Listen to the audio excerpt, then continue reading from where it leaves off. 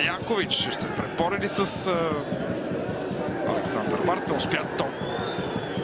Хубав пас на Том към Миланов. Възможност за отбора на Литекс. Миланов продължава да удаде. Сега Берберович. Удар на Берберович. Швороvić спасява.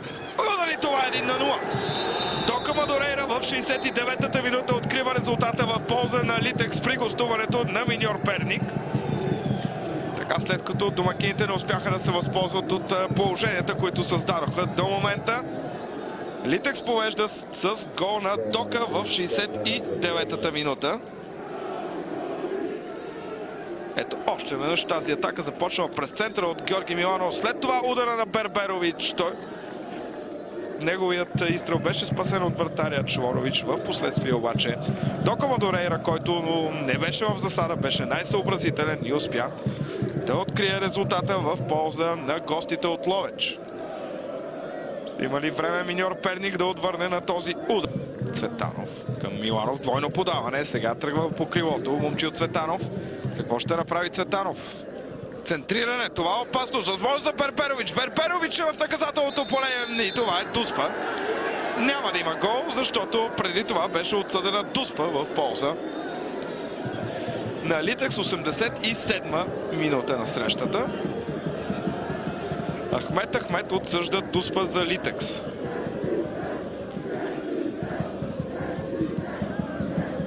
Сега ще видим и жълт картон, който е в ръката на Ахмет, за кой ще бъде показан точно. Ето, още веднъж центрирането в наказателното поле. Може би имаше и игра с ръка преди да се стигне до нарушението на Ванчо Траянов. Ето, виждате, че имаше игра с ръка преди нарушението срещу Берберович. Зад топката е Дока Мадурейра. Междувременно Милен Василев също е получил жълт картон за реплики към главния арбитър Ахмет. Дока Мадурейра срещу Иван Швороvić. Минутата е 89-та.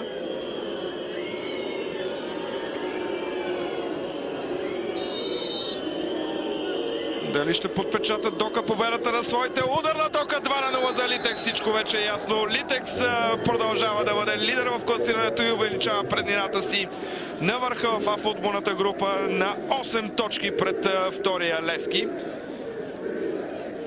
2-0 при гостуването на Миньор Перник за Литекс с две попадения на Дока в 69-та и 89-та минута от Дуспа. Няма как да е недоволен Любослав Пенев. Литекс започва първенството по най-добрия начин. Победа на негостоприемния стадион в Перник и загуба на прекия конкурент на Литекс за първото място Левски. Предина от 8 точки. Разбира се, има още 14 мача до края на първенството. Последим Марков, късо изпълнение към Брахими. Той загуби топката.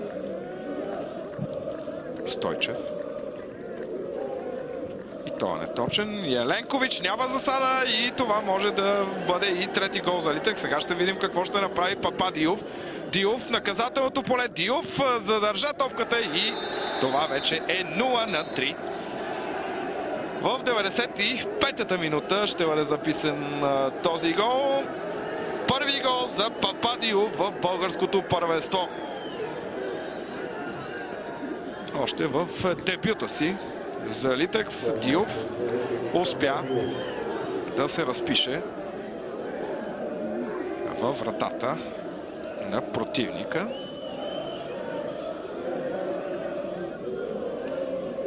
Привържениците на Миньор започват да напускат стадиона, а пък феновете на Литекс са щастливи от успеха на техния тим.